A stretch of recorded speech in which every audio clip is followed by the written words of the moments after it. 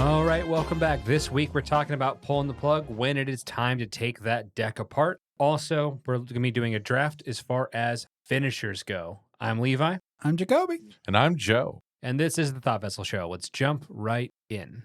So, when did you realize that it was time to give up? Oh, too many times. There's been a ton of times in my life. I think at some point you always got to know when to stop doing something. You can't do everything forever. Yeah, especially when you do something for long enough that you think is going to be profitable and it just never sees the light of day that you think it was. Like when I first started to try and do Let's Plays, I did Let's Plays for a good 2 years, editing my own videos, recording them, putting them online. And after 2 years, wasn't profitable. It was taking up a lot of time that I could be spending with other people. And I realized that I needed to pull the plug because it was, while I may have enjoyed it, it was too much of a time sink for nothing in return. I think there's also the idea where if you turn your hobby into work, then it's kind of what are you going to do for fun now? Because I feel like a lot of people kind of burn themselves out on things because like I might like to, let's say if I was like really into knitting and then I open up like a knitting business, I might end up hating it by the time I'm done with it because I'm forcing myself to do it for like 8 hours a day on end. Plus, you're doing something that is not inherently the thing that you love doing. Because if you're running a business, you're doing everything outside of knitting that is inherent to running that business, such as running the books, talking to customers, not necessarily knitting. Well, I mean, I'm kind of the person that whenever a new song comes out that I really like, I'll play it into oblivion until I don't like it anymore. That's certainly happened with Magnolia Park recently for me. Always happens. I do that, but I've never actually gotten bored of a song. I just forget to put it back on the loop and I find another song. And then whenever it hits back, I just play it again and again and again. Yeah, that's usually how it goes for me. Like I'll play it a bunch and then I'll like lose interest or a new song will come out and then like I'll circle back to it at some point. But I don't even lose interest. I just get distracted and I wander in a different direction. Yeah. Unlike me, which I will absolutely understand that I don't want to listen to this anymore. But my body's like, yeah, you do. I'm currently on that kick with a guy who does it's a musical called Epic, and he did he did songs about the Odyssey, and it's just Odysseus's like travels in music form. It's Neat. really good. that sounds interesting. That does sound neat. I'm listening currently to a song called Ruthless, where it's when in the story short end, Poseidon shows up to Odysseus' ship and it's like, you blinded my son and now you must all die. Ah, spoilers. That's the Odyssey. You learned that in high school. Spoilers. I wasn't paying attention. Well, anyways, sounds like y'all need to go back to school. Anyways, What? Me read? Nah. Anyways, the song takes that scenario, makes it a banger. I'll play it for you guys after the show today. Fair enough. Sounds and, good. And do you have anything that you gave up on? Oh man.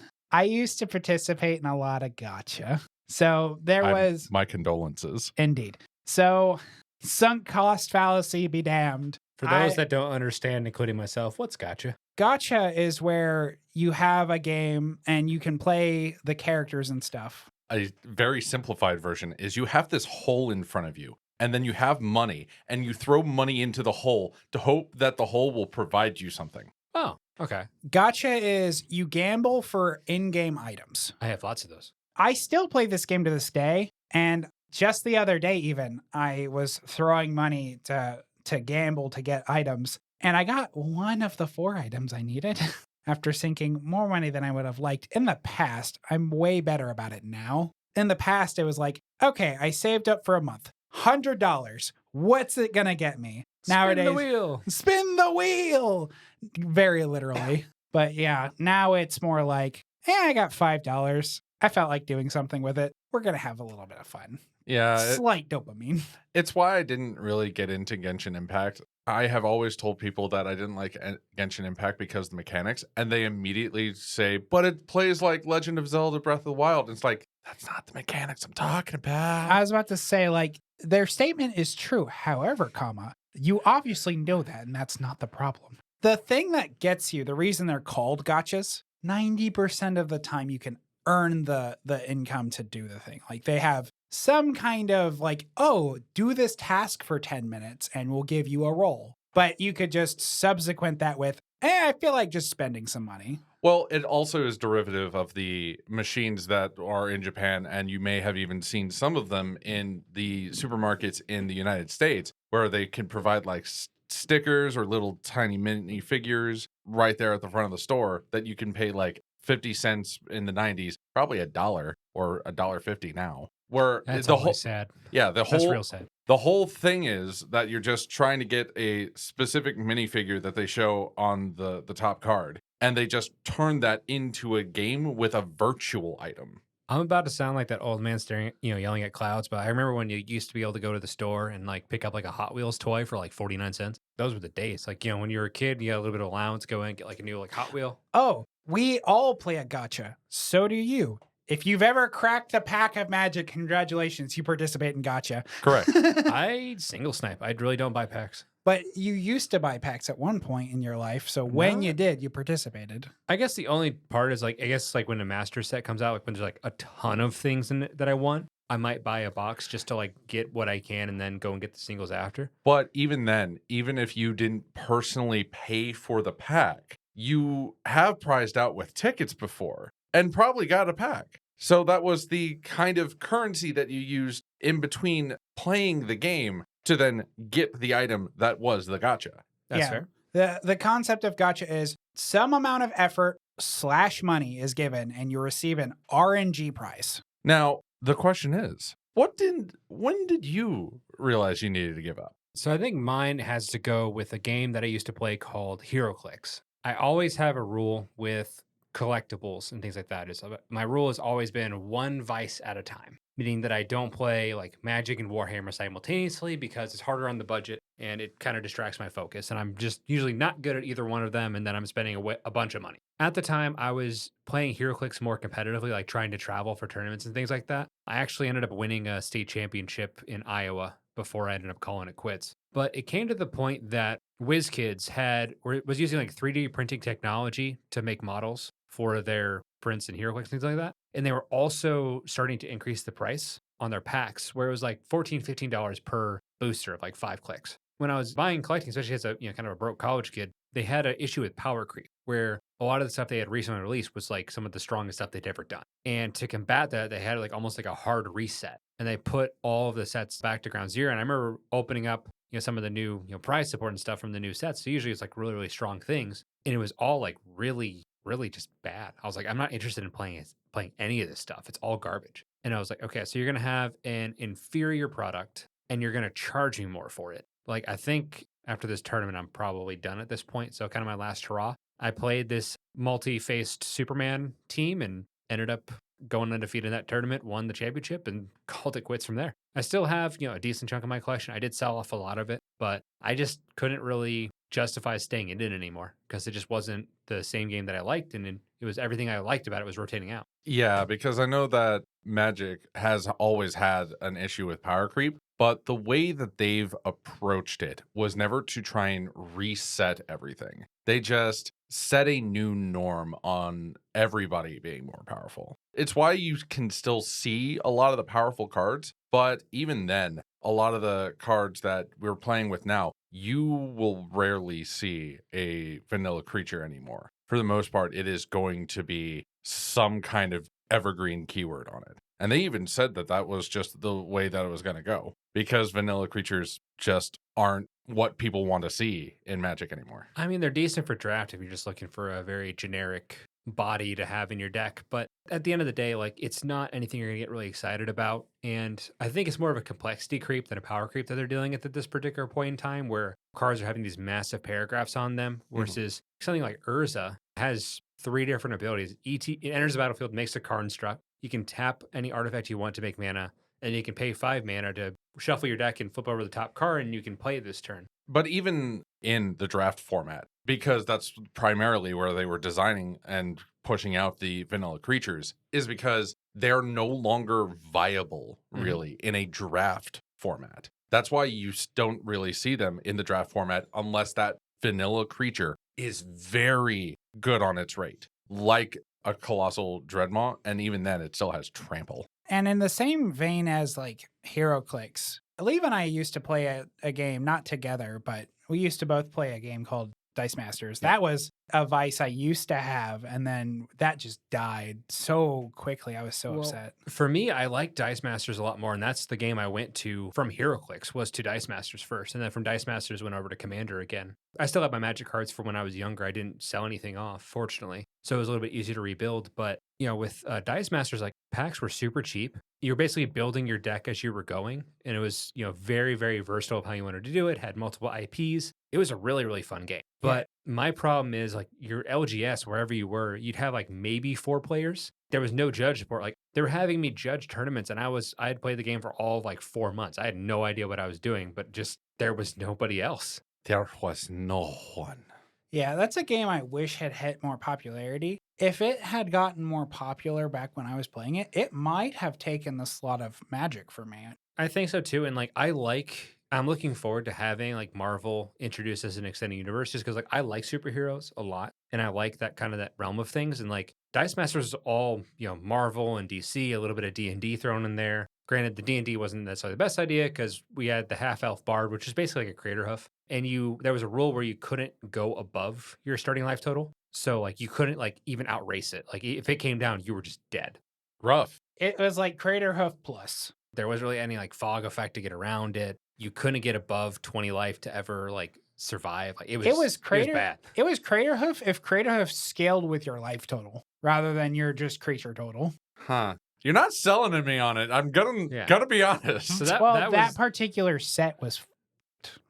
I think at some point maybe we'll buy a couple starter packs, something you can try it out. But it was kind of fun. But again, I didn't have anyone to play with, and then for me, Commander became a lot more appealing, so I switched over. So I think just kind of knowing when to pull the plug on an IP or a game in order to move on to something else that's collectible. Now, board games, different story. You buy them, you have it, done. And it's always important to realize when you need to get out, especially when it is video games, people, dumbasses, because sometimes people will just not learn.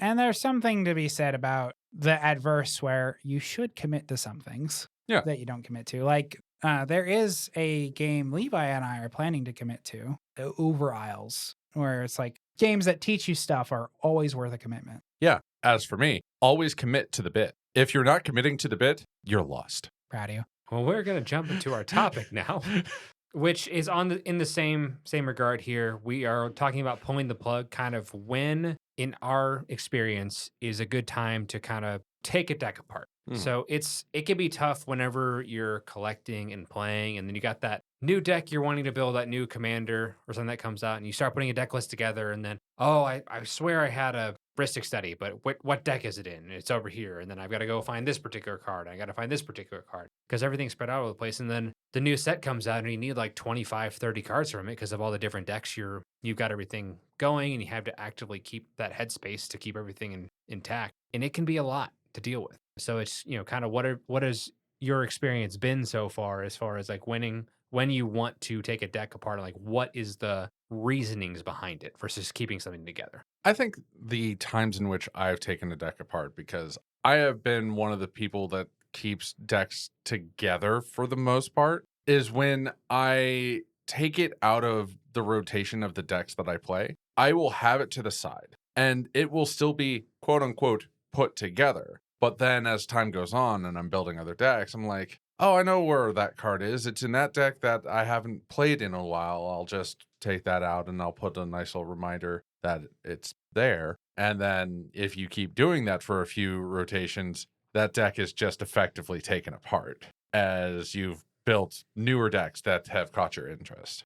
I confess I have done that a lot too. Sometimes for me, it's like the mana fixing lands where it's like, I need a shock land. I need to get a breeding pool out of this particular deck because I'm building something with blue-green. So now this deck is missing this card, and then it's missing this card, and then, I need an extra Mox Amber. Let me go get the Mox Amber. Or just a Sol Ring Arcane Signet. Oof. A Sol Ring Arcane Signet, because what, you're just going to buy another one? No, it's right there. I would probably just go spend the $2 to get another Sol Ring. No, it's right there, and I'm not using the deck. Just get it out. So I've got a weird process when it comes to like when I decide to do things with decks, because I like to build things that don't have enough support. And I know that they don't have enough support, but I love the thing enough to just do it. A prime example of this was Karth the Lion, which I had put together for, gosh, I think since Karth was released. And I'm only just now taking it apart. And I should have taken it apart probably a year ago when they released it. It's like, hey, we're no longer making a bunch of walkers and blah, blah, blah. Because it's a deck that I love, but it just can't really get there the way I want to play it. Well, that was a very interesting development for you when they decided to make less planeswalkers per set. Well, yeah, because the initial reaction I remember you having was, well, now Karth seems like it's going to have a very static build. But then you looked at the deck and you've come to the decision that it's not running how you want it to run. For example, a lot of cards that people put in the 99, I rather play at the head. Things like Miri, the fox that cares about walkers. No one really runs that as the commander. I did. I loved it, but it doesn't have the flippin' support to do the thing right. But I have to build the deck and prove to myself more than anyone else that it's like, I made an active attempt. When someone tells me I can't do it, I need to verify why I agree with them. The whole spiel of experience everything. No one else is going to build these decks because they all say this is the problem with them. And I would rather verify by building it and then going, okay, I can agree. And here's the caveats to your statement. You're true, but this is exactly why you're true. Not just, there's not enough good walkers. There's enough good walkers that don't do what you need them to do. You don't make blockers or they don't do X, Y, Z. Because if you tweak the commander deck, like let's say I switched Karth to Muldrotha, suddenly very predominant, but there's an exact reason. The blue adds things and elements that Karth just can't produce, which they keep making for Planeswalker decks. See, Karth is one that I really wish would have been in different colors. I wish, like, maybe even ditch the black and put in blue, like a Simic Planeswalker deck. Oh, hey, another Simic. It would have been different because Simic doesn't do a whole lot of, like, Planeswalker themed decks for the most part. I wish they would have made him 3-color. I wish he would have been Sultai because him being 2-color makes him too easy to put in a dex. That makes him very, very 990able because there's no reason not to. And it doesn't, and being 2-color doesn't make him great at the head. I actually think that there could have been an argument for more Abzan. There's a lot of cool White Walkers. Like, I don't even care what 3rd color it would have been. I would have been happy. I really wish it just been 3 colors. Get all the Gideons in there. But specifically Abzan, because Karth is already messing with the amount of loyalty counters getting on there. So it's just going into the counter synergies at that point. Right, like the Ajani's, the Gideon stuff. And you know, his name is Karth the Lion, and most lions in Commander are, in fact, white. Yeah, all the Felidar. Savannah. Yeah. But you see what I mean? Yeah. It's like, design-wise, he made so much more sense as a 3-color commander, in my opinion. Which, at least outside of this, since outside of this we were talking about Pride events, go with Karth Tomic, the new black-white that cares about Planeswalkers, has Affinity's Planeswalker. I did see that, and I have considered it. I mean, for me, I think that there is a argument for trying to get something put together and just it's not at the point where it's ready to go. I think for me, because I'm a kind of person that the decks that I have, I want them to be used. I don't necessarily want to have something off to the side. So like sometimes it's a power level issue. Like I've taken decks apart where it's at a high power level where it's just, I don't really have a pod that can run it. Like I only have one deck at this point that I'm like, I can't play this anywhere. And I love the deck so much. So I have not been able to bring myself to taking it apart yet. And it's hard to know kind of when to pull the plug on it. For the one I'm referring to, of course, is Urza.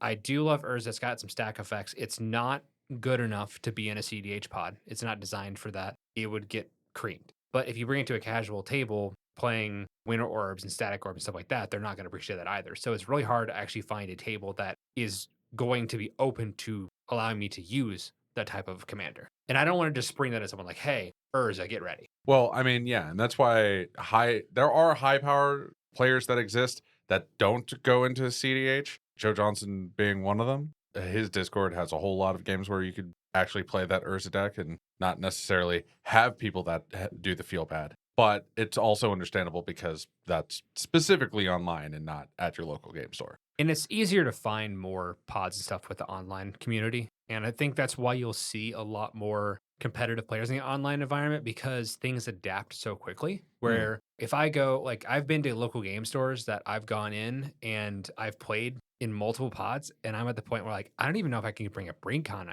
out against everybody. Like, everything's just at this like hyper casual level that, like, I don't have anything close to what they're doing. Like, I'm gonna have to start borrowing decks. And that's, that's another thing is, like, sometimes you have commanders that are too weak to be played anywhere, where you're going to get blown out right across what you're doing because you're just doing some random nonsense. Or a weak strategy. While the commanders could be very powerful, what you're trying to do could be very weak, very brittle, like the ever-growing list of different versions of Wedding Ring.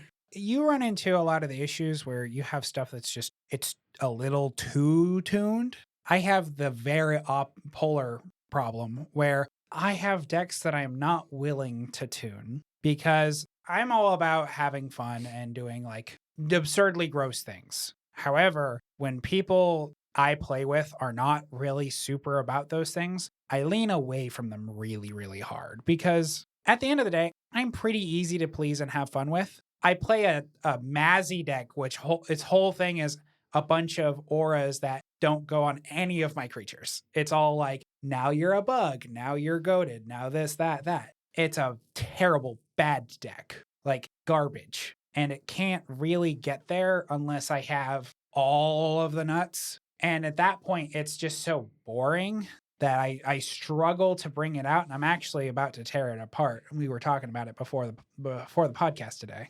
Man, real life imitating art. When should we take apart a deck? Talk about when we were taking apart a deck right now. I think that that's very fair. It can be hard when you have a deck that is not really up to precon level. Like, how many people do you know are like taking a precon and then powering it down? Not often. For the most part, a lot of people like playing with power. Yeah.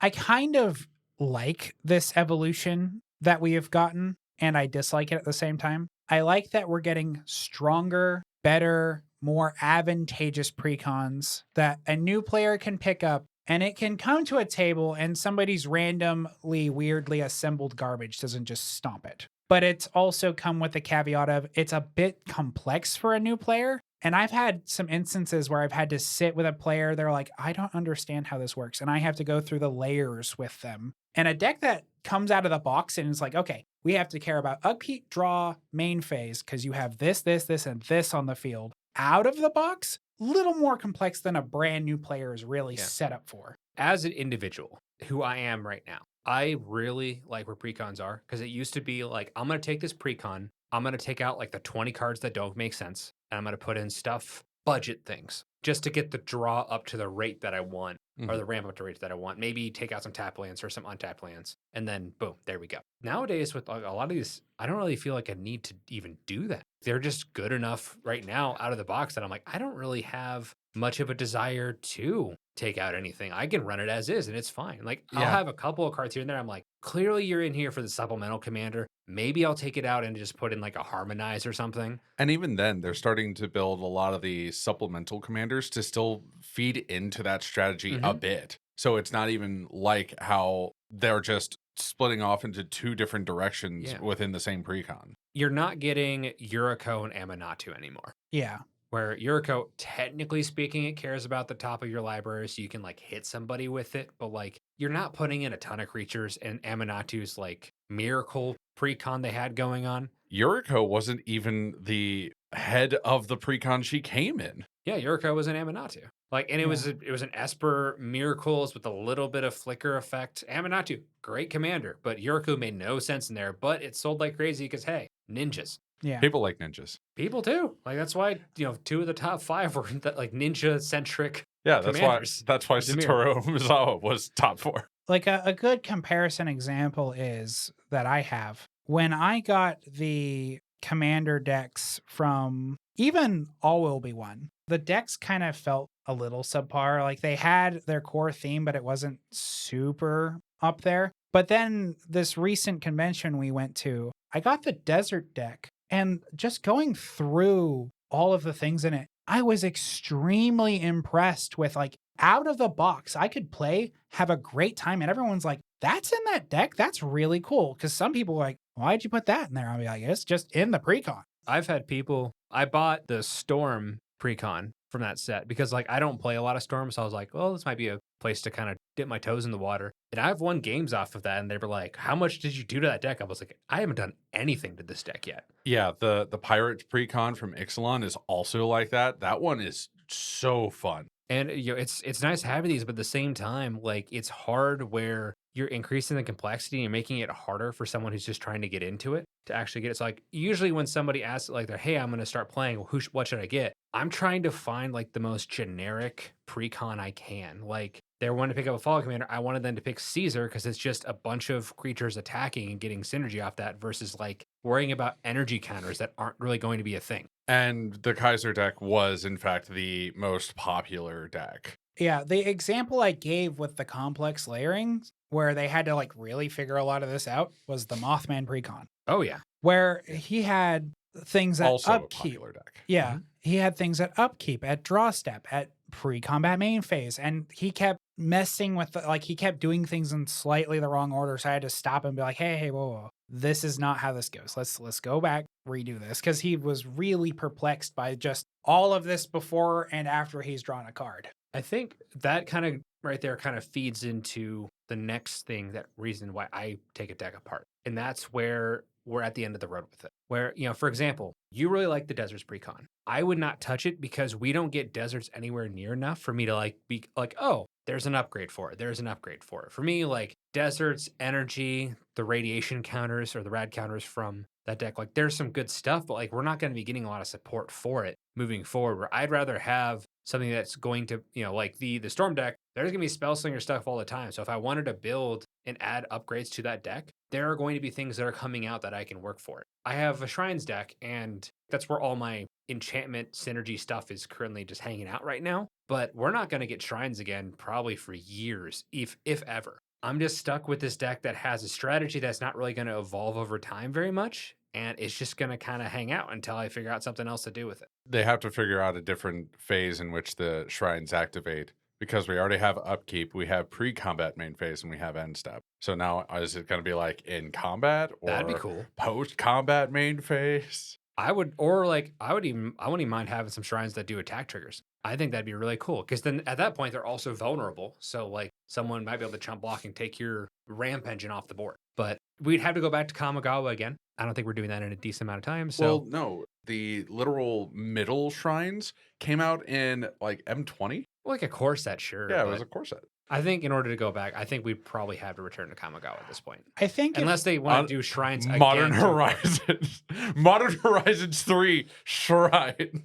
Oh, gee. that'd be funny. But I would love it, but I just don't see it happening enough. So for me, if it's a deck that I just don't think any upgrades are coming and I'm gonna be stuck with the same deck list forever, I'm probably just gonna pull it. I don't necessarily dislike something that has a stagnant deck list because I don't want to constantly be rotating shit. Like the Deserts deck, the reason I enjoy it so much, it has enough support. It can function with the way it is and what I have done to it. It functions rather efficiently. It doesn't need a whole bunch of new updates. It also technically doesn't even need deserts. The deserts are just a icing on the cake to get the tokens. You could just sacrifice a land and draw a card. It doesn't even have to be a desert. And then that feeds into landfall synergies as well as interacting with the graveyard synergies with a lot of lands that way too.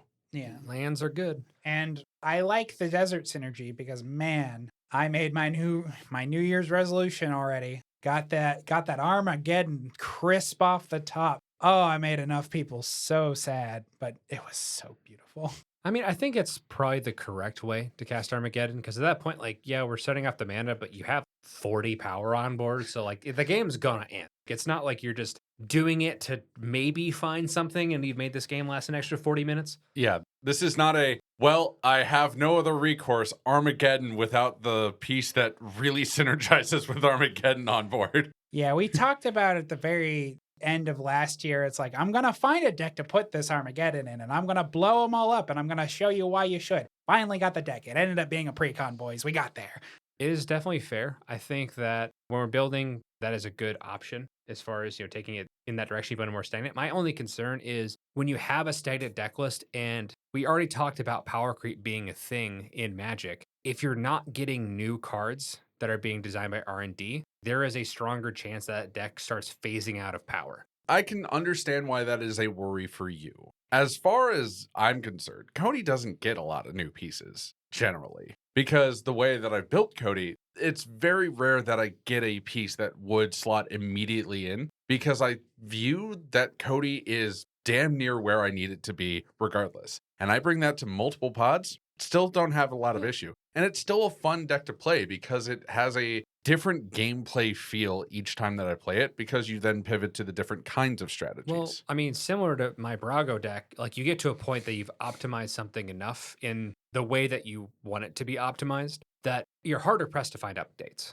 for that deck, because there's a certain thing you want to do. You've scounged around, you've found those cards. But anytime a card comes out that you remotely think might go into Cody, like you're the happiest person on this planet. Like you always blow up the group chat, like, this is definitely going to go in Cody, or this might go in Cody. And then a lot of them don't. It just, I probably need to take out reverse the polarity. So, truthfully, I mean, I run reverse the polarity in my clones deck, and it's fantastic because I can have everyone unblockable to go make those Malcolm treasures. Yes, probably doesn't need to go in Cody, because then it would counter the spell that I probably just put onto the stack and doesn't actually protect my shit.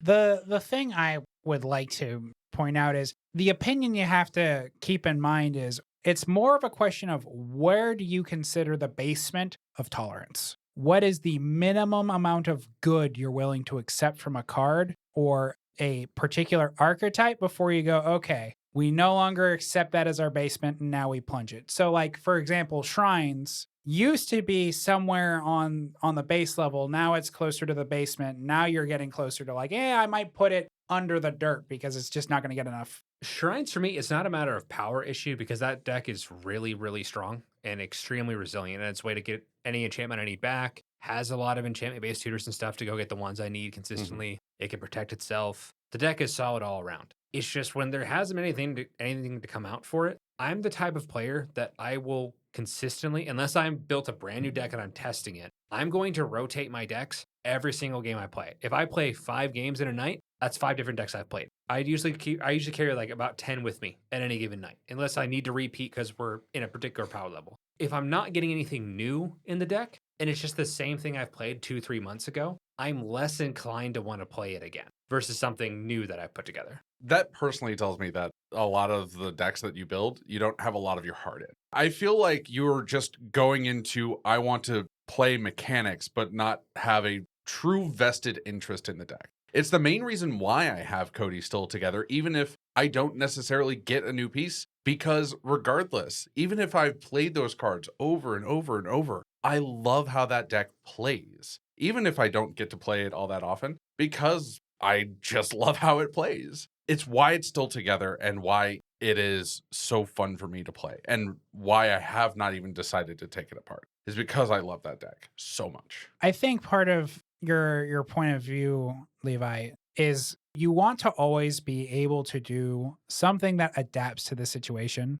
You're not willing to sit there and do a thing without accounting for adapting to the scenario. You're not willing to do that, which is fine and a respectable point of view. There are some decks that I have that are definitely more linear, but I prefer to be more versatile. I go in different directions. Shrines can absolutely do that. I think the actual issue is that Levi likes to experience new things, and experiencing the same thing over and over is not it. That's why there's no heart in a specific deck. The heart is with new and not the same. Unless it's a deck that is able to win in a bunch of weird different ways. Like I've played games with Brago in which I've cast the one ring and then I flickered and put it back in my hand and like stalled for a couple turns against a combat deck until I could find a better solution. Doing weird things like that, or doing Displacerkin to flicker the Mind Stone and Weak Stone to try to dig in it and find an answer. Like every time I've played it, something a little bit different has happened. Unless I just had to get a really, really fast hand and we just try to go for it. So adaptability, like I was saying.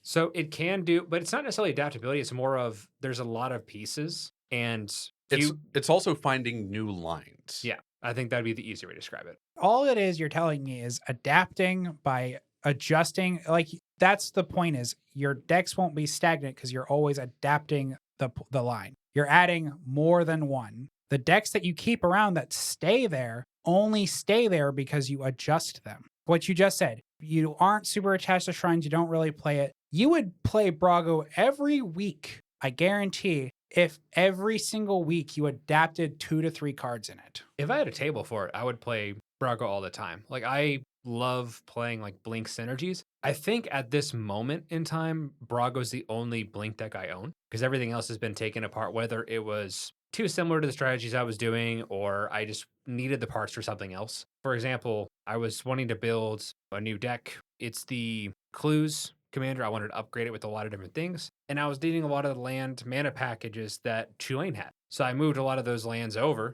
into the Clues deck. And that is being since being turned away from Clues and more, I want to draw 2 cards on everybody's turns and just get as many of those. Whenever you draw 2 more cards in a turn, do this effects as I possibly can. And that deck is kind of interesting to me too, because I'm still trying to figure out how I want to navigate that. Like I want to put in cards like Rhystic Study. So it's, okay, I've drawn a card off this turn. On your end step, let me crack a clue to get to that second one. And then, let me see if I can get a Consecrated Sphinx to stick around because that lets me get that every single time and I'm digging through. And then from there, just try to find a way to close out with it. But it's a lot more enjoyable for me than just trying, well, I know exactly which shrine I need to get here. I need to get that one there. It's kind of like the solved commanders. Like there's a lot of commanders out there that we found the correct lines to do everything very, very early on. And they've since fallen off. Prime Speaker Vannifar is a fantastic example. It was just a birthing pod in your command zone. Everyone found the lines to untap it a bunch, and then you got in, cracked for a combo, game over. Yeah, and it wasn't strong enough to be CDH to try and go to tournaments for people to keep playing it.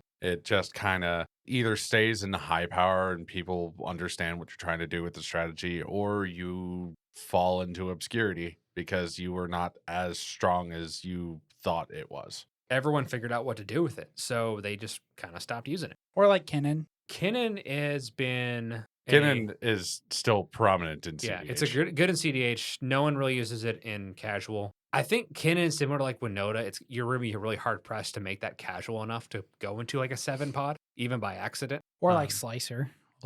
I think the big thing with Kinnan, and you could do it in casual. You basically just have to take out a lot of the hate pieces and combo pieces. So you're not running Hullbreaker, you're not running Tidespout, you're not running Basalt Monolith, and you're not running Can't Even Eldrazi. I think honestly at that point you'd have to do like Eldrazi typal. And just like you're playing a bunch of mana dorks to kind of get up into an Eldrazi faster and win through that Eldrazi or something. I mean, always a possibility. I think it just turns into I want to get the big stuff into play without it being countered. Yeah, you can't use the monoliths. Grim or Assault. 100%. It's the main reason why those 4 stood out the most to take out, because you no longer have the loop if you did run 0-drop mana rocks, because now the 0-drop mana rocks still do the thing that you want them to do with Kinnan. You don't get the infinite mana with Basalt. You don't get the hate piece that is Void Winnower. Now that I remembered it after the Can't Even Eldrazi. Proud of you.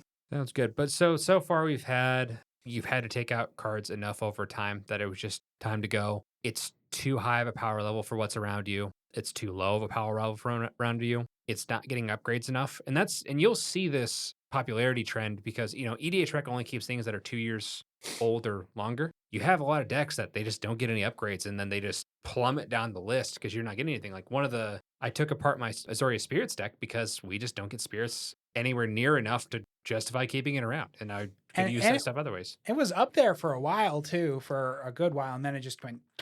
That makes me sad because I got you like that metal proxy of it too that says, go spooky bitches. And you got me the metal proxy of Atrexa. I have it posted somewhere on my desk. It sits there and it gives me love and affection via mitosis. But yeah, it's when you have decks that and also like if you can't do anything with the deck, it makes it kind of tough. But I mean, even then, it makes sense, especially with how EDH Rec pushes things out of 2 years. Because if you're not updating that deck enough on like Moxfield, Architect, what have you, of course it's just not going to be in there on EDH Rec. But while EDH Rec is a great site, full stop, I don't put a lot of stock into that for what is quote unquote popular, because there could be a lot of popular decks that people built lists for, but because they don't think that it needs the upgrades, it's not gonna surge onto that website. But you will still see them out in the field. Like you will still see Yuriko,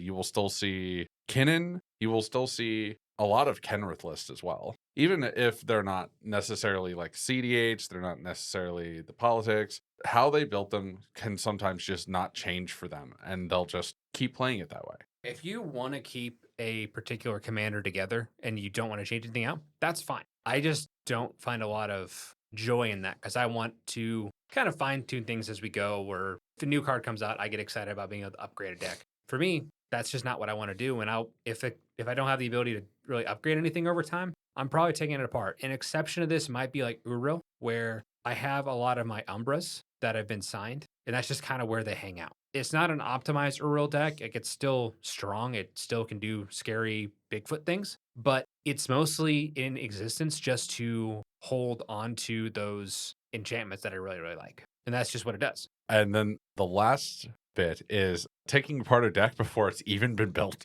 I do that a lot. That's my toxic trait. It's almost like you have like this great idea for a commander. You put the deck together in like Moxfield Architect, you play test it, and like, oh, this plays like ass. This is a pile of shit. Yeah.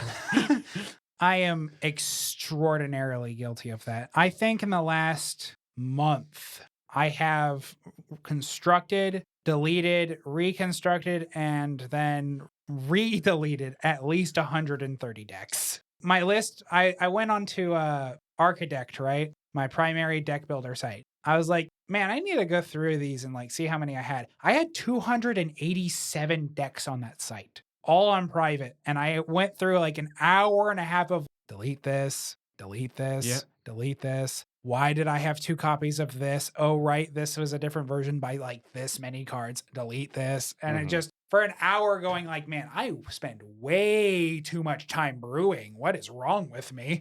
Yeah, it definitely happens. Nothing is wrong with you, baby guy. I spent too much time in the think tank. All right. Well, let's go ahead and move on to our draft here. This week, we are looking at the finishers. These are the cards. As soon as I cast this, I'm going to try to win off this right now. Whether it's a spell that says you win the game or it's going to put you in position to win there on the spot. These are the type of cards that we're going to be looking at. I have the first pick. Joe, you are at number 2. Jacoby, you got 3 and 4 as usual. We're doing this snake style. 4 rounds. I will start this off with the first pick. I'm going to go with. So this is a card that it's very, very stereotypical, especially at the higher power levels. I think it's the greatest win condition we have at the moment in Commander or CDH. My first pick here, got to go with the very stereotypical, overpowered Thassa's Oracle. Seems correct, yeah. So Thassa's Oracle, you get like a super scry in order to your devotion to blue. If you have less cards in your library than whatever you're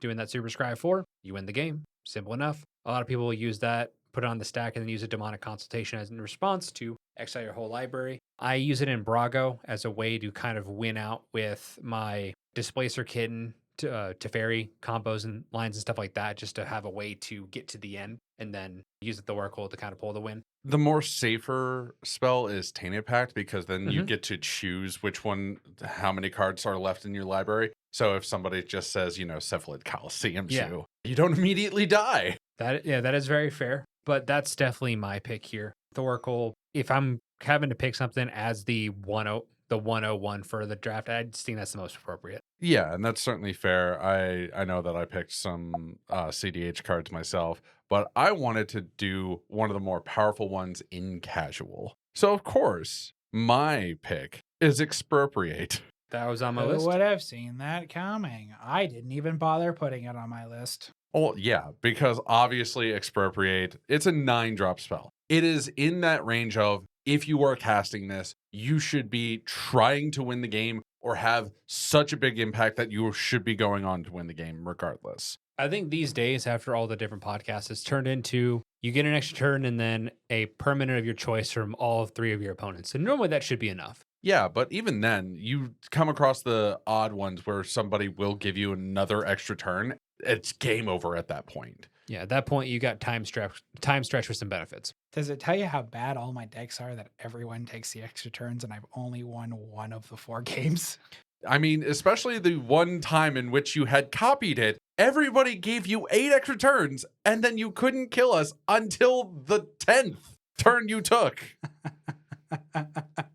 Yeah, I would have been salty if I had you mumble around through 8 turns. I honestly, if you get 8 turns in a row, I'm probably just going to give it to you. I don't want to sit through 8 turns. Well, this is the thing. The 8 turns were really quick. Because they were just untap, draw, try to draw, can't do it, pass to the next turn. 5 of those 8 turns were literally, okay, untap. I tap all my mana. We activate Thrasios. That was 5 of my turns was just, more lands. You basically just cast a 9-drop draw. 9-drop untap your lands 9 times. Yep. Absolutely. Well, Jacoby, you got 2 picks here. All right, well, we'll maintain the mono blue theme, I guess. Psych Rift. Okay. Because 9 times out of 10, you wait. Oh, your end step? Psych Rift. Okay, my turn. Okay, please die. Yeah, Cyclonic Rift, definitely one of those cards. I had it in my Commander Power 9, which y'all disagree with. It's just a card you can be aggressive or defensive with it. I think it's one of the strongest cards ever printed into this game. Definitely takes in, I think it's the premier board wipe in the format at this particular point in time. Absolutely, gold star with that one. Still hate it. Anyways, next is on my list. We're going to go with probably, I don't even know if either of you would agree with this, but Worldfire. I wouldn't call that a win con. Well, no, it certainly sets you up as a finisher. I wouldn't For say sure. it's a win con, but finisher, yes. Yeah, I mean, I remember we lot did of say people- we're going Yes. for finishers. Definitely a really strong card if you're running like a suspend deck where you're putting stuff in exile and then you Worldfire and then they come in. Yes. Joyra. Joyra's, I mean, you can do it with the doctors now too. Yes, but also Joyra. Yeah, Joyra's Because Joyra, you just, hey, I'm purposefully putting this in suspend. Yeah, I think it's hilarious to have some kind of way to, after it resolves, be like, all right, bolt you. I think it's also funny that they unbanned Worldfire from the Commander ban list, and it has not made an impact. Not really, no. Has done literally jack squat. And everyone was so afraid. Well, it does throw the entire game on its head. Like anything you've done to that point is pretty much pointless at that point. It's I believe sitting at like $3. Yeah, it's not great. When it was unbanned, it shot up to 30. I mean, Sisay, when we changed the Planeswalker rule to make them all legendary, I remember that price shot up like crazy. And that, of course, are the Selesnya Captain Sisay. Because you can go get the Planeswalkers now, so that made her significantly better. But yeah, Joe, after Cyclonic Rift and Worldfire here, you're on the board. Well, I have to go with a personal favorite in CDH, Underworld Breach. There is hardly a casual game in which you will see someone play an Underworld Breach without having something going on with their graveyard that they need to do something with. You will primarily see this in CDH with wheel effects, with Brain Freeze. The popular combo is Brain Freeze, Lion's Eye Diamond, and Underworld Breach. And you will even see that in like Legacy and Vintage as well, because it's just that powerful. Yeah, it's a great card. I mean, it's even got a floor of like, if you just really need to recast a creature from your graveyard, you could technically do it in a casual environment, but it's a fantastic finisher. It is a fantastic card, and I'm glad it was, in fact, my pre-release promo from that set. That'll do it. Nice. That will do it. Looks like it's back to me here. I started with Thassa's Oracle, so nice little 2-drop. So naturally, we're going to go the exact opposite direction. And I'm going to pick a card that you really have to build your entire deck around it in order to make it work. But it's very interesting whenever you actually get it to hit, and that's Primal Surge. Okay. So Primal Surge, let me go get the exact wording for it. It is a 10-drop spell, so you're going to have to put in some work for this. But it says, exile the top card of your library. If it's a permanent card, you may put it onto the battlefield. If you do, repeat this process. So normally what you'll see is you'll see a deck which is 99 permanents and Primal Surge. So the entire deck is like literally like kind of grinding people out or trying to ramp super hard and then get to Primal Surge, cast it, and then either try to win by everything having haste and going to combat. Sometimes it's like a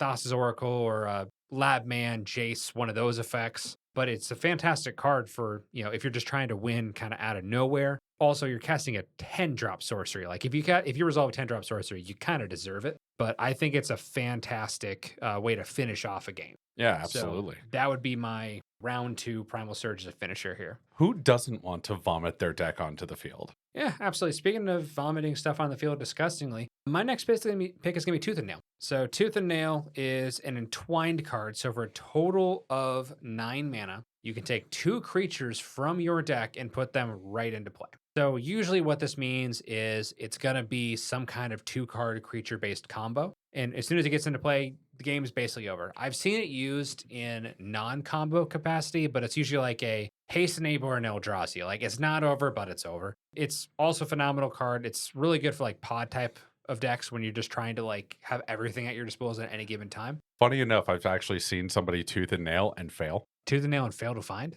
Fail to win. They fail to win because they didn't actually have the combo in their deck. Nice. They in fact forgot that they took the card out. I love it. They were running a Selvala Lamborghini Oh, sure. and forgot to put the one elf that would untap Selvala in. Yeah, Tooth and Nail, it can be like Mike and Trike. It can be Dockside Extortionist and Emil. Like there's a lot of different combos you can go for depending on what colors you're in. But it's hilarious. I think Tooth and Nail is a great card. You don't see it in like a lot of casual, high-powered casual. You'll see it, but not a lot of like mid-power. Mhm. But it's a great finisher. Now, obviously, the next choice should be an honorary to casual on how it will end games. Because it will. Because it's Triumph of the Hordes. It can definitely be a hit or miss. But for the most part, even if you haven't built an entirely wide board, just giving certain things trample and infect can usually get there.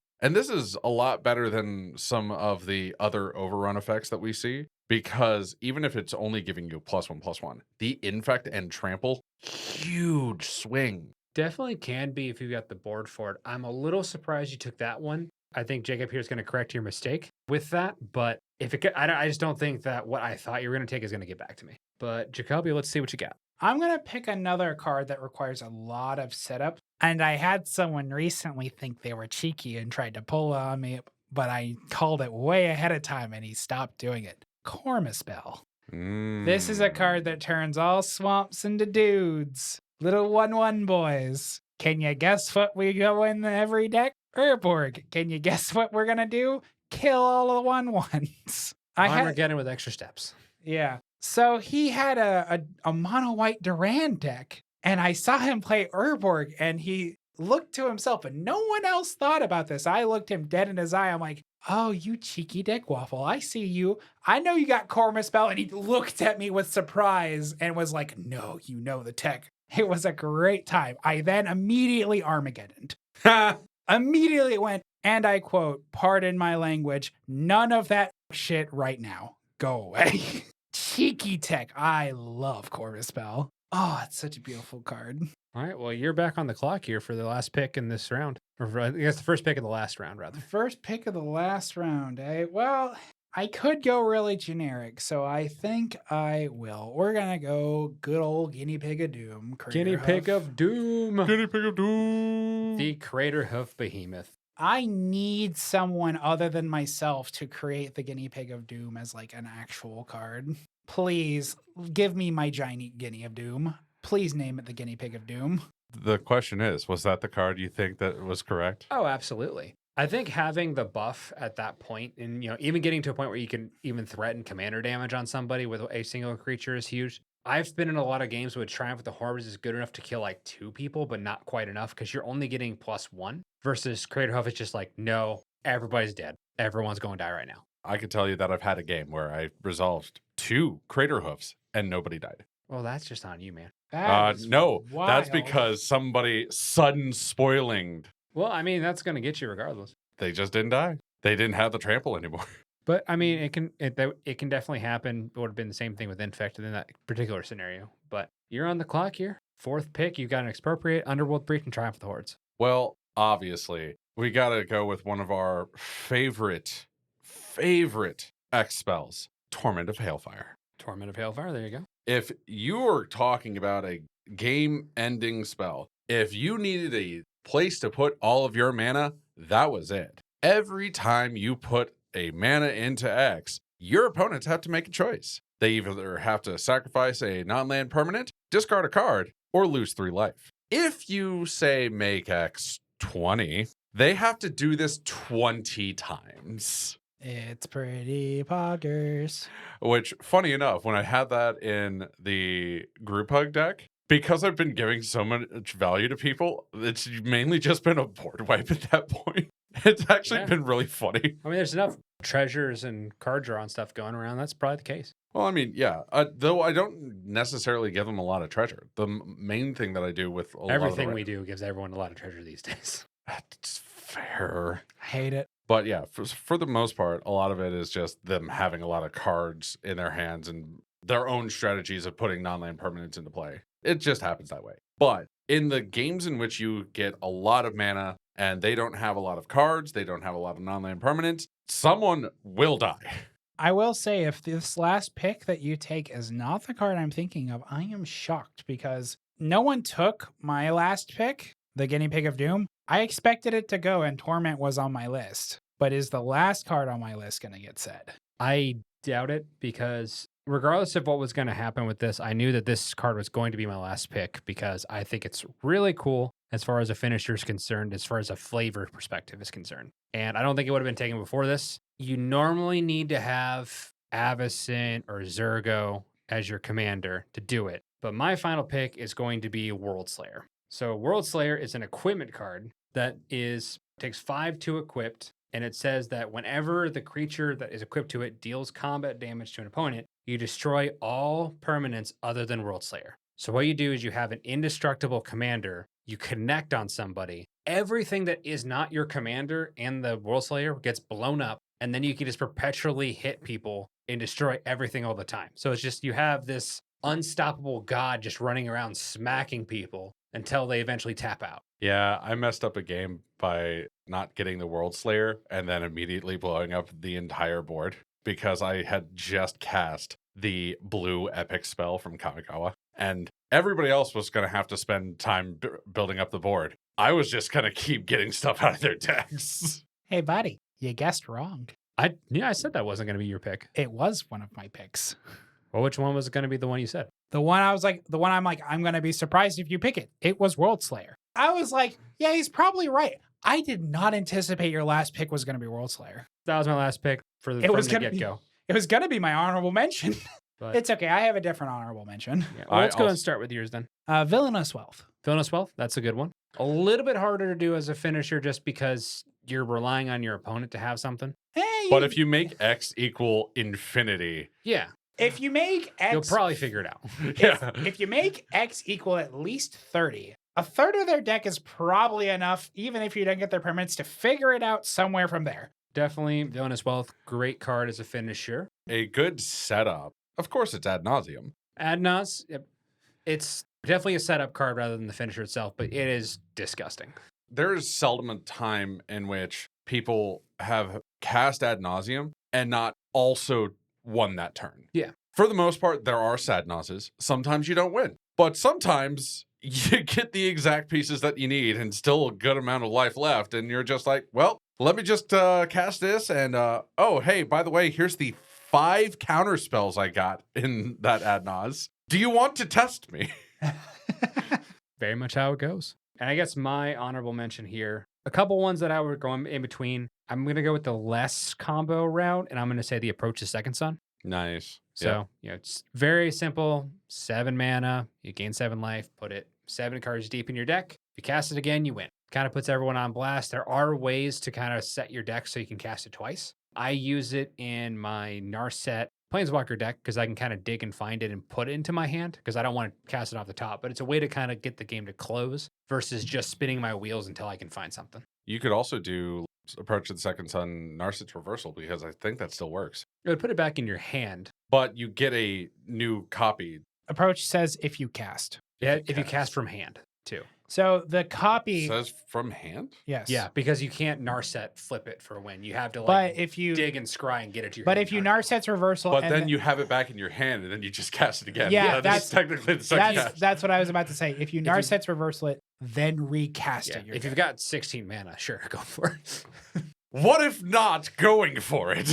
Yeah, I mean, it is definitely, definitely very solid. If you got 16 mana, you're probably gonna win regardless. But And I tap 16 mana. Do you not see my 2 open blue, you fool? you can make a case for like walking ballista and stuff like that as well. But I also liked OG Perforos God of the Forge. yeah, How that's a great finisher. disrespectful would it be? You go for the approach of the second sun first cast. Somebody else Narsets reversals and then casts theirs instead.